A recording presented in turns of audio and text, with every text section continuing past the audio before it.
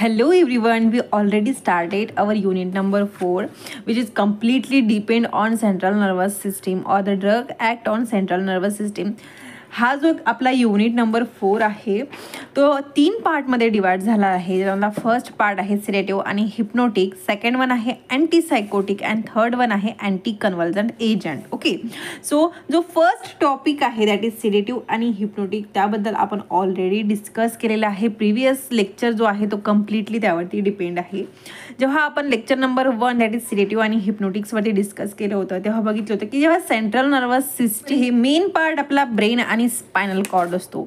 Okay, so ह्या कॅटेगरीमध्ये किंवा ह्या युनिटमध्ये काही ड्रग आपण डिस्कस करणार आहोत ते कम्प्लिटली ॲक्ट होणार सेंट्रल नर्वस सिस्टीमवरती, म्हणजेच काय तर ब्रेन आणि स्पायनल कॉर्डमध्ये. आजच्या लेक्चरमध्ये आपल्याला बघायचं आहे की सायकोटिक्स म्हणजे काय आहे. तर सायकोसिसच्या ट्रीटमेंटसाठी कुठले ड्रग्ज यूज केले जातात, त्याच्यामधले जे मेन ड्रग्ज आहे ते 5 कॅटेगरीमध्ये डिवाइड झालं आहे. फर्स्ट वन आहे फिनोथायझिन, सेकंड वन आहे रिंग अॅनालॉग ऑफ फिनोथायझिन, देन आहे फ्लुरोब्युटोरफिनॉल अँड बीटा अमिनोक्विटन अँड बेन्झामाइड. हे 5 कॅटेगरी आहे ज्याच्यामध्ये आपल्याला भरपूर असे ड्रग्स बघायचे आहे.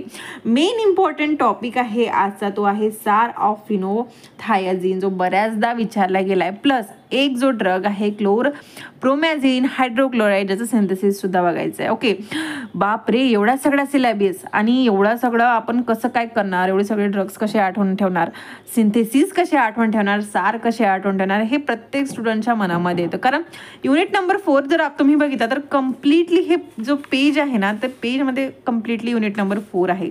ऑब्व्हियसली सिलेबस फास्ट असल्यामुळे मुलांना भरपूर भीती वाटते. मेडिसिनल केमिस्ट्रीची मुळात भीती असते आणि परत सिलेबस जर फास्ट बघितला तर आणखीनच भीती निर्माण होते. बट डोंट यू वरी, आपल्या फार्मसीचा नेहमीच प्रयत्न राहिलेला आहे की स्टुडंटच्या ह्या सगळ्या प्रॉब्लेमवरती सोल्युशन घेऊन यायचं. जे काही स्टुडंटच्या मनामध्ये मेडिसिनल केमिस्ट्रीबद्दल भीती आहे ती भीती रिमूव्ह करायची आहे, ती भीती कम्प्लिटली काढायची आणि मेडिसिनल केमिस्ट्रीला एक नव्याने सुरुवात करायची आहे. नव्याने मेडिसिनल केमिस्ट्रीचा पॉईंट ऑफ व्ह्यू चेंज करायचा आहे. अगदी नव्या पॉईंट ऑफ व्ह्यूने आपल्याला मेडिसिनल केमिस्ट्रीला स्टडी करायचं आहे. सो अशा सिम्पल लँग्वेजमध्ये आपल्या मराठी भाषेमध्ये आपल्या मेडिसिनल केमिस्ट्रीचा स्टडी करायचा आहे. चला तर स्टुडंट स्टार्ट करूया आजच्या लेक्चरला. मी पल्लवी स्वागत करते तुम्हा सर्वांचं आपलं मराठी चॅनल दॅट इज आपलं फार्मसीमध्ये. आजच्या लेक्चरमध्ये आपल्याला जाणून घ्यायचं आहे की नेमकं हे सायकोटिक्स काय आहे, सायकोसिस म्हणजेच काय, हे जे ड्रग्स आहे ते कशा प्रकारे त्यांचं मेकॅनिझम ऑफ ॲक्शन शो करणार. अगदी सिम्पल लँग्वेजमध्ये प्रत्येक स्टुडंटला समजणार अशा लँग्वेजमध्ये आपण आपल्या आजच्या टॉपिकचा मेकॅनिझम ऑफ ॲक्शनला स्टडी करणार आहोत. प्लस याचे जे काही क्लासिफिकेशन आहे, क्लासिफिकेशनमधले जे काही ड्रग्स आहे त्या ड्रग्सचा अगदी सिम्पल वेनी आपल्याला स्टडी करायचं आहे. Most important thing that is the सार ऑफ फिनोथायझिन, याला सुद्धा आपल्याला अगदी इझी वेनी अंडरस्टँडेबल लँग्वेजमध्ये याला स्टडी करायचं आहे. प्लस मोस्ट इम्पॉर्टंट थिंग म्हणजे ह्या टॉपिकमधले जे काही ड्रग्स आहे त्या ड्रगचे स्ट्रक्चर, अगदी सिम्पल वेनी स्ट्रक्चरल सिमिलरिटीला बघून आपल्याला आजच्या ह्या ड्रग्सबद्दल डिस्कस करायचं आहे. ओके, सो भरपूर असे इंटरेस्टिंग टॉपिक आज आपण डिस्कस करणार आहोत. तर चला आजच्या लेक्चरला स्टार्ट करूया. सायकोसिस म्हणजेच काय, तर सायको हा वर्ड्स तुम्ही सगळ्यांनी वापरलेला असणार, सगळ्यांनी ऐकलेला असणार. जनरली जेव्हा आपण फ्रेंड्ससोबत कन्व्हर्जन करतो तेव्हा म्हणतो की तू सायको आहे का, तुला कळत नाही का, असे म्हणजे हा जो वर्ड आहे आपण बऱ्याचदा यूज केलेला आहे. बट नेमका हा सायको म्हणजे काय आणि सायकोसिसचा अर्थ काय होतो हा आपल्याला माहिती नाही आहे. आपल्याला मेडिसिनल केमिस्ट्रीच्या पॉईंट ऑफ व्ह्यूने आणि ॲज अ फार्मासिस्टच्या पॉईंट ऑफ व्ह्यूने ह्या सायकोसिस वर्डचा मिनिंग बघायचा. ओके, फर्स्ट थिंग, हा जो सायकोसिस आहे किंवा हा सायकोटिक आहे, ह्या सायकोटिकला अनदर नेम आहे दॅट इज न्यूरोलेप्टिक. हा जो सायकोटिक डिसऑर्डर आहे हा कम्प्लिटली न्यूरॉनवरती डिपेंड असा डिसऑर्डर आहे ज्याच्याबद्दल आपल्याला आता डिस्कस करायचं आहे. फर्स्ट थिंग, अँटी सायकोटिक्स हा जो वर्ड आहे याला जर आपण डिफरन्शिएट केलं तर अँटी मीन्स अपोजिट आणि सायकोटिक म्हणजेच काय, तर त्याला सायकोसिक्स म्हणतो किंवा सायकोटिक डिसऑर्डर म्हणतो. नेमका हा सायकोसिस काय आहे आणि हा सायकोटिक डिसऑर्डर काय आहे, तर डेफिनेशन वाईज जर हा डिसऑर्डरला बघितला तर it is a mental disorder which is characterised by disconnection of reality. म्हणजे असा एखादा पेशंट जो मेंटली डिसऑर्डर आहे, फॉर एक्झाम्पल हा एक आपला पर्टिक्युलर पेशंट आहे, हा जो पेशंट आहे याचं कम्प्लिटली डिस्कनेक्शन आहे टू द रियालिटी, म्हणजे रिअलमध्ये काय होत आहे, काय घडत आहे, कसं काही गोष्ट होत आहे, त्या रियालिटीसोबत याचं काहीही एक संबंध नाही. एक्झाम्पल देते. आता तुम्ही बघा, तुम्ही आता जनरली सगळी मुलं जवळजवळ टू व्हीलरने प्रवास करतात किंवा जे बसने प्रवास करतात, जनरली बस स्टँडमध्ये असे सायकोटिक पेशंट प्रेझेंट असतात. किंवा फुटपाथच्या साईडने बघा, एखादा पागल व्यक्ती, आपल्या लँग्वेज जनरल लँग्वेजमध्ये आपण त्याला पागल म्हणतो, असा पागल व्यक्ती बसलेला असतो. आपण का म्हणतो त्याला पागल? काय होतं की बरेचदा हे जे पेशंट असतात बरेचदा स्वतःची बडबड करताना आपल्याला दिसतात. ठीक आहे. किंवा बरेचदा असं होतं की म्हणजे कोणीतरी नाही आहे, थर्ड व्यक्ती आहे बा प्रेझेंट, म्हणजे एखादा हा पर्सन आहे आणि हा एक असा कन्वर्जन करताय की त्याच्यासमोर एखादा खरंच व्यक्ती आहे आणि त्याच्यासोबत तो बोलत आहे, हसताय, गप्पा करताय. अशा प्रकारे पेशंट आपल्याला बरेचदा दिसतात. आपण त्याला म्हणतो की हा पागल आहे का, किंवा एखाद्या भूतासोबत बोलताय की काय, म्हणजे रियालिटी नाही आहे. रियालिटीमध्ये कुठलाही पर्सन त्याच्यासोबत गप्पा करत नाही आहे, बोलत नाही आहे, बट तो असा बिहेव करतो की जसं कोणतरी त्याच्यासोबत आहे. ठीक आहे. अनदर एक्झाम्पल, एखादा दारू पिलेला व्यक्ती बघितलं, खूप जास्त ड्रिंक केलेला जर तुम्ही व्यक्तीला बघितलं तर तो चालताना कसा चालतो? नीट चालतो का?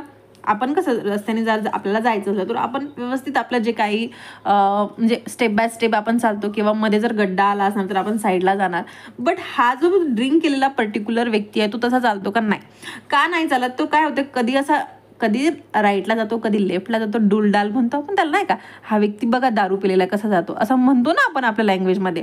तर हा व्यक्ती असा का चालतो? तर तो जो काही पर्टिक्युलर व्यक्ती आहे ज्याने जास्त प्रमाणात अल्कोहोल कन्झ्युम केले आहे, त्याला जे विजन दिसतं ते आपलं नॉर्मल विजनसारखं नसते.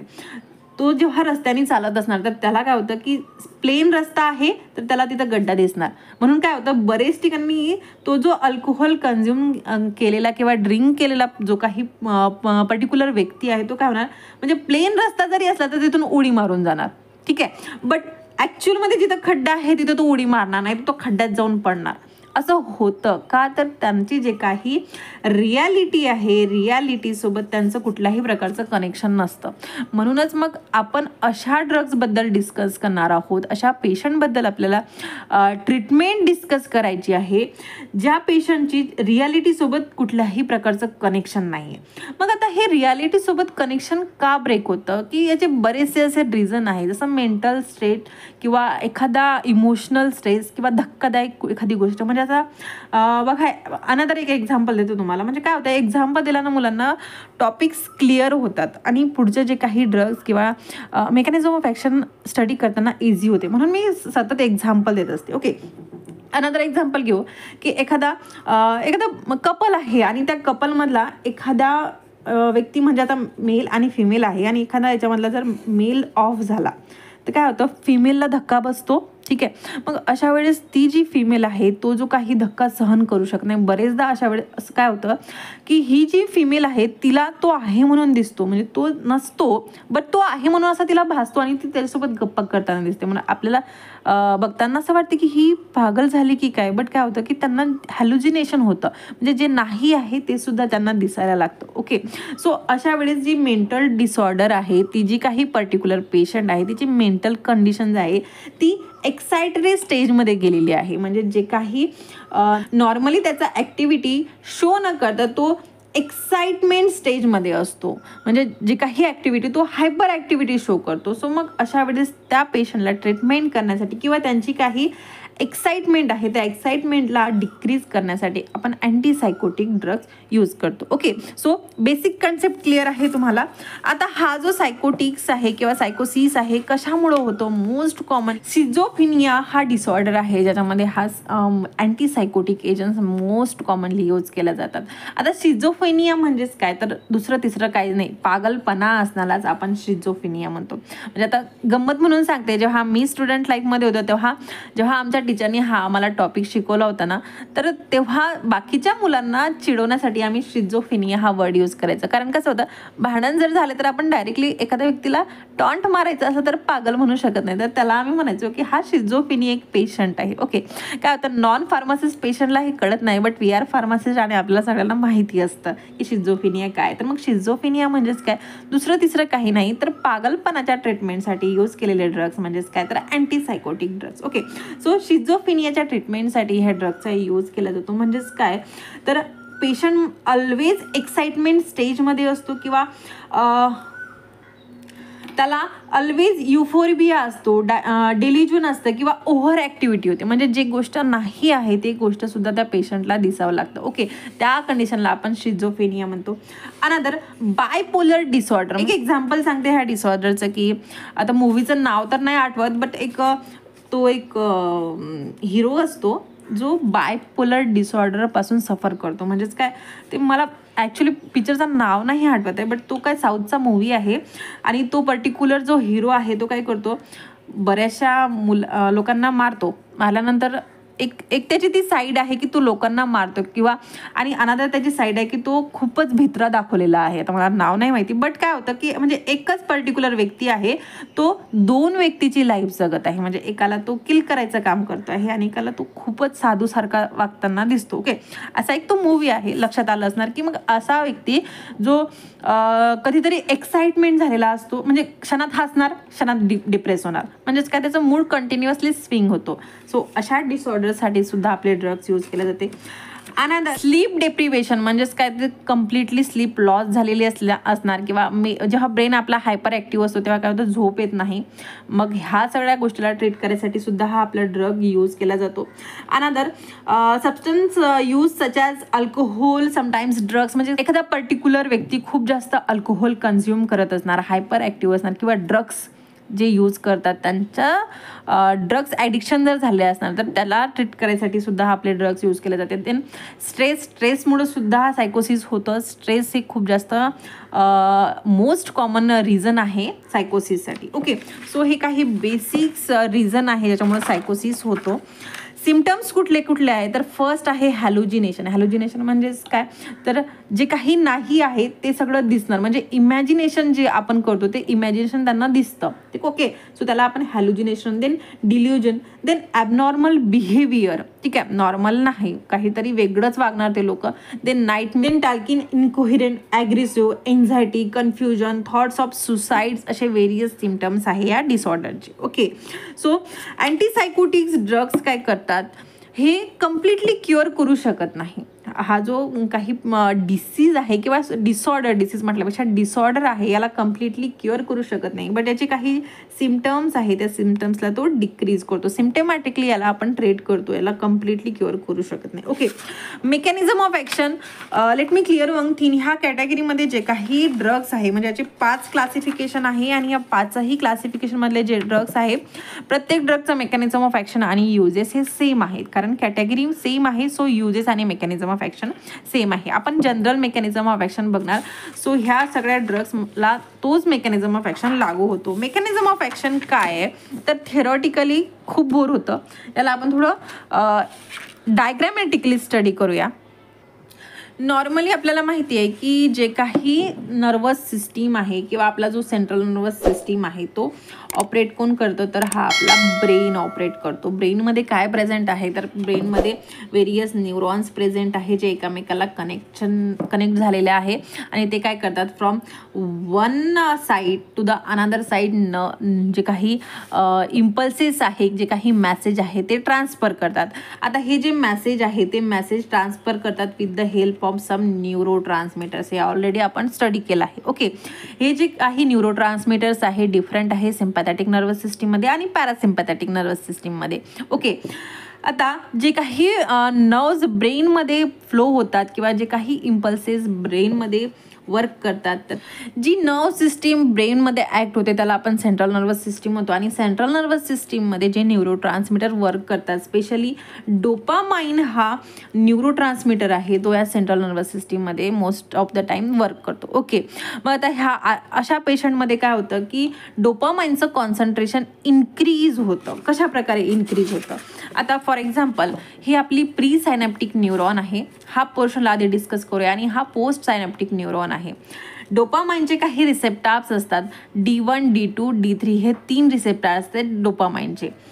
एखादी सिग्नलला एका पार्टमधून दुसऱ्या पार्टमध्ये जर ट्रान्सफर होत असणार तर त्यासाठी हे न्यूरो ट्रान्समीटर रिस्पॉन्सिबल असतात. हे ऑलरेडी आपण प्रिव्हियस लेक्चरमध्ये डिस्कस केलं आहे. ठीक आहे, मग आता फॉर एक्झाम्पल ह्या प्री सायनॅप्टिक न्यूरॉनपासून ह्या पोस्ट सायनॅप्टिक न्यूरॉनपर्यंत एखादी सिग्नल किंवा इम्पल्सेस पास करायचे. तर मग त्यावेळेस काय होतं, हे जे वेसिकल्स आहे ज्याच्यामध्ये डोपामाइन स्टोर्ड आहे ते रिलीज करतात डोपामाइनला. आणि हे डोपामाइन काय करतात, त्याच्या पर्टिक्युलर रिसेप्टरला जाऊन बाउंड होतात आणि जे काही ॲक्टिव्हिटी त्यांना ट्रान्सफर करायची आहे किंवा जे काही ॲक्शन शो करायचं तो ॲक्शन शो करतो. ही नॉर्मल प्रोसेस आहे. बट सायकोटिक पेशंटमध्ये काय होतं की हा जो डोपामाइन आहे या डोपामाइनचं कॉन्सन्ट्रेशन इन्क्रीज होतं.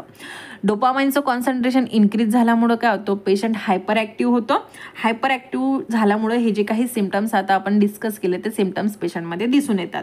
मग अशा वेळेस आपण काय करतो, पेशंटला अँटीसायकोटिक एजंट्स देतो. हे आपले अँटीसायकोटिक एजंट्स काय करतात, हे जे डोपामाइनचे रिसेप्टार्स आहे दॅट इज D1, D2 आणि D3 रिसेप्टर, ह्या तिन्ही रिसेप्टरला जाऊन ते ब्लॉक करतात लाईक दिस. आता इथे बघा तुम्हाला रेड पेनने मी इथं मेन्शन केलं की अशा प्रकारे हे आपले सायकोटिक ड्रग्स काय करतात, ह्या रिसेप्टरला जाऊन ब्लॉक करतात. आता हा जो रिसेप्टार्स ब्लॉक झाला तर कितीही डोपामाइनचं रिलीज झालं, कितीही डोपामाइन आला आणि इथे जाऊन त्यांनी बाउंड होण्याचा प्रयत्न केला पण तो बाउंड होणार का, नाही. कारण ही जी पोझिशन आहे ती ऑलरेडी ब्लॉक झालं आहे. आपल्याला माहिती आहे की हे न्यूरो ट्रान्समीटर्स आणि जे काही रिसेप्टर्स आहेत ते एका लॉक आणि की मॅनरनी वर्क करणार. ठीक आहे, सो हा फॉर एक्झाम्पल लॉक आहे आणि ही एखादी की आहे. आपल्याला की जर लावायची असली आणि ऑलरेडी जर आपला हा लॉक जो आहे तो ब्लॉक आहे तर की जाणार का, नाही. सो अशा प्रकारे इथं होतं, हे जे रिसेप्टार्स आहे या रिसेप्टरला आपल्या अँटीसायकोटिक ड्रग्स काय करतात, ब्लॉक करतात. आणि डोपामाइनचं कॉन्सन्ट्रेशन जरीही इन्क्रीज झालं तर ते काय होणार, रिसेप्टरला जाऊन बाउंड होणार नाही. रिसेप्टरला जाऊन बाउंड होणार नाही तर जो हायपर ॲक्टिव्ह पेशंट होता त्याची ॲक्टिव्हिटी डिक्रीज होणार. ओके, सो तो जो पेशंट आहे तो स्टेबलाइज्ड होणार. अशा प्रकारे हे आपले अँटीसायकोटिक ड्रग्स वर्क करतात. हे जे काही मी आता तुम्हाला मेकॅनिझम ऑफ ॲक्शन एक्सप्लेन केलं ते सगळं डिस्क्रिप्टिव्ह फॉर्ममध्ये अवेलेबल आहे. नोट्स तुम्हाला टेलिग्राम चॅनलमध्ये अवेलेबल होणार, तुम्ही इझिली डाउनलोड करू शकता. ओके, क्लिअर आहे सगळ्यांना की कशा प्रकारे हे अँटीसायकोटिक एजंट्स वर्क करतात. अगदी इझिली याचा मेकॅनिझम ऑफ ॲक्शन आहे. ओके, नाव classification of antipsychotic agent. Antipsychotic agent आपल्या सिलेबसमध्ये 5 क्लासमध्ये क्लासिफाय झाला आहे, ज्याच्यामध्ये फर्स्ट पण आहे फिनोथायझिन. फिनोथायझिनचा सार आपल्याला डिस्कस करायचा आहे. देन ह्या कॅटेगरीमध्ये टोटल 7 ड्रग आहे, ज्याच्यामधला जो सेकंड ड्रग आहे दॅट इज क्लोरप्रोमॅझिन हायड्रोक्लोराईडचं सिंथेसिस सुद्धा बघायचं आहे. देन सेकंड क्लास आहे रिंग अनालॉग ऑफ फिनोथायझिन, म्हणजे हा जो कॅटेगरी आहे या कॅटेगरीमधले जे ड्रग्स आहे याचं जे रिंग आहे, स्ट्रक्चर आहे ते फिनोथायझिन सारखं आहे. ठीक आहे, सारखं आहे, एकदम एक्झॅक्टली सेम नाही. त्या ड्रग्सबद्दल आपण नंतर डिस्कस करणारच आहोत. देन थर्ड कॅटेगरी आहे फ्ल्युरोब्युटेरोफिनोन, ज्याच्यामध्ये 3 ड्रग्स डिस्कस करायचे आहे. देन फोर्थ वन आहे बीटा अमिनो कीटोन, ज्याच्यामध्ये फक्त आणि फक्त एक ड्रग. आणि फिफ्थ वन आहे बेन्झामाइड्स, त्याच्यामध्ये सुद्धा एकच ड्रग्स आपल्याला डिस्कस करायचे. ओके, सो स्टार्ट करूया आजच्या ड्रग्सबद्दल. फर्स्ट वन आहे फिनोथायझिन. फिनोथायझिन ही कॅटेगरी आहे ज्याच्याबद्दल आपल्याला सार सुद्धा डिस्कस करायचं आहे. हा जो फिनोथायझिन आहे हा ट्रायसायक्लिक अँटीसायकोटिक्स आहे, म्हणजे याच्या स्ट्रक्चरमध्ये 3 सायकल्स किंवा 3 रिंग्स प्रेझेंट आहे. हा जो ड्रग आहे यूज होतो for the treatment of several mental or emotional disorder such as schizophrenia आणि सायकोटिक डिसऑर्डर, ज्याच्याबद्दल आपण ऑलरेडी डिस्कस केला आहे.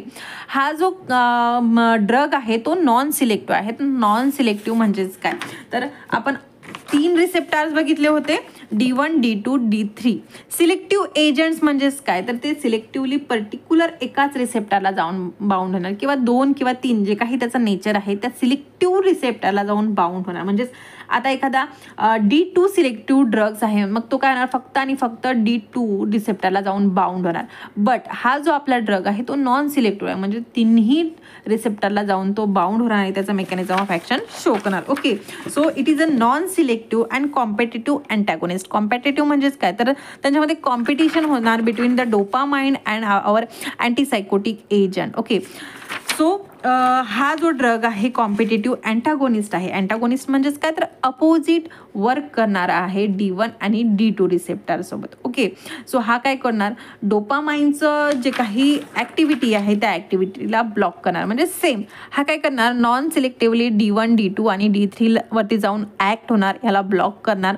डोपामाइनसोबत याची कॉम्पिटिशन असणार आहे आणि काय करणार डोपामाइनचं जे काही बाइंडिंग होत होती रिसेप्टरला ती बाइंडिंग होऊ देणार नाही. Okay, so mechanism of action clear आहे. नाव वी हॅव सार ऑफ फिनोथायझिन. सार लिहायसाठी मोस्ट इम्पॉर्टंट असतं general structure of our compound. Okay, general structure आठवण ठेवणं गरजेचं आहे कारण जनरल स्ट्रक्चरवरून आपण ह्या कॅटेगरीमधले जे काही ड्रग्स आहे त्या ड्रग्सवरती डिस्कस करू शकतो, त्या ड्रगचं स्ट्रक्चर लिहू शकतो. हा जो आपला फिनोथायझिन याचा जनरल स्ट्रक्चर जर बघितलं त्याच्यामध्ये 3 रिंग प्रेझेंट आहे. ही जी रिंग आहे याला आपण फिनोथायझिन रिंग म्हणतो. आता फिनो म्हणजेच काय तर फिनिल रिंग, बेन्झिन रिंग. थाया म्हणजेच काय तर थायोला आपण मेडिसिनल केमिस्ट्रीमध्ये सल्फरला आपण थायो म्हणतो. देन अझा कंपाऊंड म्हणजेच काय तर नायट्रोजन. म्हणजे ह्या कंपाऊंडमध्ये फिनिल आहे, थायो कंपाऊंड आहे आणि अझा कंपाऊंड आहे. नायट्रोजन आहे, एक सल्फर आहे आणि 2 बेन्झिन रिंग आहे. याला नॉमेनक्लेचर करायचं असते सार लिहायच्या वेळेस. हा जो कंपाऊंड आहे याला नंबरिंग करताना ही जी रिंग प्रेझेंट आहे आता ह्या रिंगला सुद्धा तुम्ही नंबरिंग करू शकता. रिंग ABC किंवा तुम्ही ह्या साईडला सुद्धा लिहू शकता. हे कम्प्लिटली तुमच्यावरती डिपेंड आहे. रिंग A पासून आपल्याला ऑलवेज नंबरिंग स्टार्ट करायची असते. Okay, so this one is our C1 C2 C3 C4. Then numbering moves to ring B. This sulphur is count as a 5 position. Then 6 7 8 9 and this nitrogen comes at 10th position. नायट्रोजनवरती always substitution असतं. ही जी chain आहे इथे याला alkyl connector म्हणतात. ही जी chain आहे minimum 3 कार्बनची असावी. इथले आपण कुठल्याही प्रकारचं कार्बनला रिमूव्ह किंवा ॲडिशन करू शकत नाही. ही 3 कार्बनची चेन इथे कंपल्सरी आहे. देन इथे एक टर्मिनल अमिनो ग्रुप हा नेसेसरी आहे. ओके, सबस्टिट्यूशन करताना आपण फक्त 2 पोझिशनवरती सबस्टिट्यूशन करू शकतो, at position 2 and at position 3. Okay, म्हणजे हा नायट्रोजनवरती आपण सबस्टिट्यूशन करू शकतो आणि हा जो कार्बन नंबर 2 आहे इथे सबस्टिट्यूशन करू शकतो. बाकी कुठलाही कंपाऊंडमध्ये आपण सबस्टिट्यूशन करू शकत नाही. हे सगळे जे काही कंपाऊंड आहे आपल्याला ॲज इट इज लागतं for its activity or antipsychotic activity. Unsubstitute phenothiazine has no activity. म्हणजेच काय तर इथले आपण कुठल्या प्रकारचं सबस्टिट्यूशन केलं नाही तर त्या कंपाऊंडची कुठल्याही प्रकारची ॲक्टिव्हिटी राहत नाही. So carbon number 2 and 10th पोझिशनवरती आपल्याला सबस्टिट्यूशन करणं गरजेचं आहे. हा जो 2 पोझिशन आहे आता आपण क्लोरो फ्लोरो किंवा ब्रोमिन सुद्धा सबस्टिट्यूट करू शकतो. देन ही जी चेन आहे ज्याला आपण अल्किल कनेक्टर म्हटलो त्या अल्किल कनेक्टरला सुद्धा आपण नंबरिंग करू शकतो. जो कार्बन आफ्टर नायट्रोजन अटॅच आहे याला alpha, then after that beta आणि हा गाबा ह्या 3 कार्बनला आपण अशा प्रकारे नंबरिंग करू शकतो. आता नंबरिंग करणं का गरजेचं आहे कारण सबस्टिट्यूशन करताना कार्बनचा नंबर लिहिणं गरजेचं असते. Okay, so position 2 that is carbon number 2 वरती आपण काय सबस्टिट्यूशन करू शकतो तर इलेक्ट्रॉन विड्रॉईंग ग्रुप जर आपण इथे सबस्टिट्यूट केला लाईक क्लोरीन फ्लोरीन किंवा हा एखादा हॅलोजन कंपाऊंड आपण इथे सबस्टिट्यूट केला तर काय होतं ॲक्टिव्हिटी इन्क्रीज होते. इलेक्ट्रॉन विड्रॉईंग ग्रुप्सची जी काही ऑर्डर आहे या प्रकारे हे जे ग्रुप्स आपण सबस्टिट्यूट केले तर ॲक्टिव्हिटी इन्क्रीज होते. ओके, सो CF3ला आपण जर प्लेस केलं तर हा मोर ॲक्टिव्ह कंपाऊंड होणार as compared to this alcohol and hydrogen. Then we have position number 10. Position number 10मध्ये आपण एक ॲलिफॅटिक चेन सबस्टिट्यूशन करू शकतो which is always 3 carbon chain. ही 3 कार्बन चेन असणं गरजेचं आहे आणि ते एक टर्मिनल अमिनो ग्रुप असणं गरजेचं आहे. ओके, देन जर ह्या 10th पोझिशनमधला जो बीटा पोझिशन आहे म्हणजेच काय हा जो कार्बन आहे जो इथे मध्ये प्रेझेंट आहे हा बीटा कार्बनवरती जर आपण ब्रांचिंग केलं तर काय होतं जी अँटीसायकोटिक ॲक्टिव्हिटी आहे ती डिक्रीज होते, बट अँटीहिस्टॅमिनिक ॲक्टिव्हिटी इन्क्रीज होते. ओके, बट आता इथे आपल्याला काय, आपण अँटीसायकोटिक ड्रग्सचा स्टडी करताय, सो आपल्याला नेसेसरी काय आहे की अँटीसायकोटिक ॲक्टिव्हिटी इन्क्रीज होणं. बट ह्या ठिकाणी जर आपण ब्रांचिंग केली तर अँटीसायकोटिक ॲक्टिव्हिटी जी आहे ते डिक्रीज होते, बट अँटीहिस्टॅमिनिक ॲक्टिव्हिटी इन्क्रीज होते. जे 3 मिथिल युनिट्स आहे हे ॲज इट इज असणं गरजेचं आहे. इथे आपण कुठल्याही प्रकारचं रिडक्शन केलं तर ॲक्टिव्हिटी डिक्रीज होते. देन अमिनो मिथिल ग्रुप जो आहे, म्हणजे हा जो मिथिल ग्रुप आहे ज्याला अमीन ग्रुप अटॅच्ड आहे, ह्या ग्रुपला आपण रिप्लेस करू शकतो बाय इथिलीन डायईन. हा कंपाऊंड जर आपण याला रिप्लेस केला तर मोर पोटेंट कंपाऊंड फॉर्म होतो and there is a formation of thioxanthene which is much more active and potent as compare to phenothiazine. Okay, so this is all about the SAR. SAR अगदी easy आहे, फक्त 2 पॉईंटवरती आपल्याला substitution करायचे, that is 2nd and 10th position. बाकी काहीही नाही आहे, तुम्ही इझिली सार लिहू शकता. देन फर्स्ट ड्रग आहे आपला promazine hydrochloride. See this is the structure of our promazine hydrochloride. आता स्ट्रक्चर जर आपण बघितलं तर स्ट्रक्चरमध्ये बघा एक फिनथायझिन रिंग प्रेझेंट आहे. इथे 2nd पोझिशनमध्ये कुठल्याही प्रकारचं सबस्टिट्यूशन नाही आहे. आणि इथे ही जी साईड चेन आहे, साईड चेनमध्ये 3 कार्बन नेसेसरी आहे, एक नायट्रोजन आणि त्याच्यामध्ये 2 मिथिल ग्रुप सबस्टिट्यूट झाले. ओके, सो जे जनरल स्ट्रक्चर आहे त्याच्यावरून इझिली आपण फिनोथायझिन हायड्रोक्लोराइडचं स्ट्रक्चर लिहू शकतो. फक्त ड्रगच्या नावामध्ये हायड्रोक्लोराइड आहे, सो इथे हायड्रोक्लोराइड लिहिणे गरजेचं आहे. बाकी मेकॅनिझम ऑफ ॲक्शन आणि युजेस सेम आहे. देन नेक्स्ट ड्रग आहे क्लोरप्रोमॅझिन हायड्रोक्लोराइड. आता क्लोरप्रोमॅझिन हायड्रोक्लोराइडचं स्ट्रक्चर जर बघितलं ते फक्त 2nd पोझिशनमध्ये एक क्लोराइड ग्रुप अटॅच झाला आहे, बाकी जे स्ट्रक्चर आहे ते सेम आहे. हा जो ड्रग आहे same mechanism of action show करतो आणि युजेस सुद्धा सेम आहे, बट हा ड्रगच्या आपल्याला सिंथेसिस बघायचा आहे कारण हा आपला स्टारवाला ड्रग आहे. अगदी सिंपल याची सिंथेसिस 2 स्टेप रिॲक्शन आहे. त्याच्यामध्ये आपल्याला प्रिकर्सर आहे M chlorodiphenylamine. Okay, so this is the structure of M chlorodiphenylamine. फक्त हा स्ट्रक्चर तुम्हाला आठवण ठेवायचा आहे. इन प्रेझेन्स ऑफ सल्फर याला जर आपण हिट केलं तर फिनोथायझिन रिंग हे फॉर्म होतं. फिनोथायझिन रिंग आत्तापर्यंत तरी सगळ्यांना पाठ झालेली असणार कारण बरेचदा आपण त्याच्याबद्दल डिस्कस केले आहे. ओके, हा जो फिनथायझिन आहे, फिनोथायझिनचा रिॲक्शन होते 3 डायमिथिल अमिनो प्रोपिल क्लोराइड. आता ह्या कंपाऊंडला कसं आठवण ठेवायचं तर ड्रगचं स्ट्रक्चर माहिती आहे सगळ्यांना, ठीक आहे. सो फिनोथायझिनची रिंग सुद्धा माहिती आहे. ही जी चेन आहे ही चेन ॲज इट इज तुम्ही इथे लिहिली तरी चालणार, फक्त काय चेनच्या टर्मिनेशनला इथे क्लोराइड ग्रुप अटॅच करायचे, बाकी ही चेन ॲज इट इज लिहायची आणि त्याचं नाव काय आहे तर 3 dimethyl amino propyl chloride. Okay, याची रिॲक्शन NaNO2 सोबत होते आणि काय होतं, हा जो क्लोरीन आहे तो क्लोरीन रिमूव्ह होतो, एक हायड्रोजन ह्या फिनोथाईन सोबत रिॲक्ट होतो आणि HCl फॉर्म होऊन सिस्टीमच्या बाहेर जातो आणि काय होतं तर आपला ड्रग दॅट इज क्लोरप्रोमॅझिन हायड्रोक्लोराइड हा फॉर्म होतो. ओके, सो अगदी सिंपल अशी सिंथेसिस आहे आपल्या ड्रगची. ओके, सो स्ट्रक्चर आणि सिंथेसिस सगळ्यांना क्लिअर असणार. देन नेक्स्ट जे ड्रग आहे दॅट इज ट्रायफ्ल्युप्रोमॅझिन. आता हा जो कंपाऊंड आहे याच्यामध्ये बघा आता 2nd पोझिशनमध्ये एक CF3 प्रेझेंट आहे. बाकी जे स्ट्रक्चर आहे जनरल स्ट्रक्चर सारखंच आहे, कुठल्याही प्रकारचं चेंजेस नाही आहे. देन 4th वन आहे थायोरायडाझिन हायड्रोक्लोराइड. याच्यामध्ये आता इथे 2nd पोझिशनमध्ये सुद्धा चेंजेस आहे आणि ही जी साईड चेन आहे या साईड चेनमध्ये चेंजेस आहे. बाकी जी रिंग आहे ती रिंग ॲज इट इज आहे. Then we have piperacetazine hydrochloride. याच्यामध्ये आता तुम्हाला ही जी साईड चेन आहे ही थोडी लेंदी वाटणार, बट एकदा तुम्ही ही जी चेन आठवण ठेवली तर याच्यावरून जो 6 नंबरचा ड्रग आहे दॅट इज प्रोक्लोर पिप्रॅझिन मॅलाइड याचं स्ट्रक्चर इझिली लिहू शकता. का तर ही जी चेन आहे ही चेन सेम आहे, फक्त इथे काय इथे एक CH3 प्रेझेंट आहे आणि ते एक CH2OH ॲड झालेला आहे. बाकी ही जी चेन आहे म्हणजे ह्या 2 ड्रगचं स्ट्रक्चर सेम आहे. 2nd पोझिशनमध्ये काय सबस्टिट्यूट झालं हेच फक्त तुम्हाला बघायचं आहे. इथे हायड्रोक्लोराइड म्हटलं म्हणून इथे HCl लिहिणं गरजेचं आहे आणि इथे मॅलोएट म्हटलं तर हा कंपाऊंड लिहिणं गरजेचं आहे. बाकी स्ट्रक्चर बघा आता इझिली तुम्ही 6 स्ट्रक्चर आठवण ठेवू शकता, फक्त काय जनरल स्ट्रक्चर आपल्याला माहिती असणं गरजेचं आहे. Then we have trifluoperazine hydrochloride. याच्यामध्ये सुद्धा बघा आता ही एक चेन आठवण ठेवली, ही चेन सेम आहे 6 नंबरच्या ड्रगसोबत, फक्त काय इथे एक CF3 ॲड आहे, इथे HCl आहे, बाकी स्ट्रक्चर सेम आहे. ओके, सो आता तुम्ही इझिली फर्स्ट कॅटेगरी लिहू शकता, मेकॅनिझम ऑफ ॲक्शन लिहू शकता, सार लिहू शकता, सिंथेसिस प्लस जे काही ड्रग्स आहे ड्रग्ससुद्धा लिहू शकता. Then we have second category that is ring analogue phenothiazine. ही जी कॅटेगरी आहे, ह्या कॅटेगरीमधले जे ड्रग्स आहे same mechanism of action show करतात.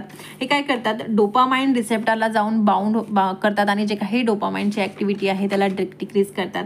सायमल्टेनियसली मस्कॅरेनिक, ॲड्रेनर्जिक, हिस्टॅमिनिक रिसेप्टरला सुद्धा जाऊन बाउंड होतात आणि सायकोटिक डिसऑर्डरच्या ट्रीटमेंटसाठी ह्या ड्रग्सचा यूज होतो. आता ह्या कॅटेगरीमधले जे काही ड्रग्स आहे बघितले तुम्ही तर बघा, आता स्ट्रक्चर बघा, 3 रिंग प्रेझेंट आहे, बट सेम रिंग आहे का, नाही, तर फिनोथायझिन रिंग नाही आहे, इथे फक्त सल्फर ग्रुप अटॅच आहे, कुठल्याही प्रकारचा नायट्रोजन इथे अटॅच नाही आहे. ओके, सो म्हणून मी म्हणताना सुरुवातीला तुम्हाला सांगितलं की स्ट्रक्चर सेम आहे, पण एक्झॅक्टली सेम आहे का, नाही, सिमॅलिटी आहे बट एक्झॅक्टली सेम नाही, कारण इथे नायट्रोजन नाही आहे. ओके, साईड चेन सुद्धा सेम आहे. आता सी बरं, फर्स्ट ड्रग इज क्लोरप्रॅमाथायझिन. ह्या कंपाऊंडमध्ये सेकंड पोझिशनमध्ये क्लोराईड आहे आणि सी ही साईड चेन तुम्हाला ॲज इट इज आठवण ठेवणं गरजेचं आहे. बाकी जे स्ट्रक्चर आहे तुम्ही काढू शकता. Then we have thiothixene. याच्यामध्ये सुद्धा सेकंड पोझिशनमध्ये सबस्टिट्यूशन झालेलं आहे. अँड देन ही साईड चेन. आता ही जी साईड चेन आहे सेम आहे as that our prochlorperazine halide. याच्यावरून तुम्ही ही साईड चेन लिहू शकता. Then we have loxapine succinate. Succinate म्हटलं की हा कंपाऊंड इथे लिहिणे गरजेचं आहे. हा जो कंपाऊंड आहे याच्यामध्ये ही रिंग चेंज आहे. इथे बघा, इथे आपल्याला फक्त 6 मेंबर रिंग होती, बट ह्या कंपाऊंडमध्ये 7 मेंबर रिंग आहे, सेम आहे क्लोझॅपिनमध्ये. ओके, देन थर्ड कॅटेगरी आहे फ्ल्युरोब्युटेरोफिनॉल, ज्याच्यामध्ये आपल्याला 2 ड्रग डिस्कस करायचं आहे. फर्स्ट वन आहे हॅलोपेरिडॉल. हॅलोपेरिडॉल मोस्ट पोटेंट आहे ॲज कम्पेअर्ड टू क्लोरप्रोमॅझिन. याचं जे मेकॅनिझम ऑफ ॲक्शन आहे ते ॲक्युरेट नाही आहे, बट असं म्हटलं जाते की हा डोपामाइनवरती जाऊन ॲक्ट करतो आणि जे काही डोपामाइनचं ॲक्शन आहे ते डिक्रीज करतो. स्ट्रक्चर बघा थोडं डिफरंट आहे, बट हा जो स्ट्रक्चर आहे याचा जो नेक्स्ट ड्रग आहे दॅट इज ड्रोपेरिडॉल, याच्यासोबत हा रिलेट करतो. ओके, सो एका ड्रगवरून तुम्ही 2 ड्रगचं स्ट्रक्चर करू शकता. ओके, बाकी मेकॅनिझम ऑफ ॲक्शन सेम आहे, युजेससुद्धा सेम राहणार आहे for the treatment of schizophrenia and other psychotic disorder. And also it is used for the management of several anxiety or antiemetics म्हणून सुद्धा ह्या ड्रगचा यूज होतो. Then we have droperidol. Structure तुम्ही correlate करू शकता. Then we have third one, sorry, या कॅटेगरीमध्ये आणखीन एक ड्रग आहे दॅट इज रेझरपिड्रोन. याचं स्ट्रक्चर थोडं डिफरंट आहे, बट थोडी प्रॅक्टिस केल्यानं तुम्ही स्ट्रक्चर इझिली लिहू शकतो. We have mechanism of risperidone. हा काय करतो, अँटॅगोनिस्ट म्हणून ॲक्ट होतो for a dopamine. It also act on serotonin, alpha adrenergic and histaminic receptor. आता individually drugs different mechanism of action आठवण नाही देऊ शकत, तर तुम्ही सेम मेकॅनिझम ऑफ ॲक्शन लिहिलं तरी चालतं.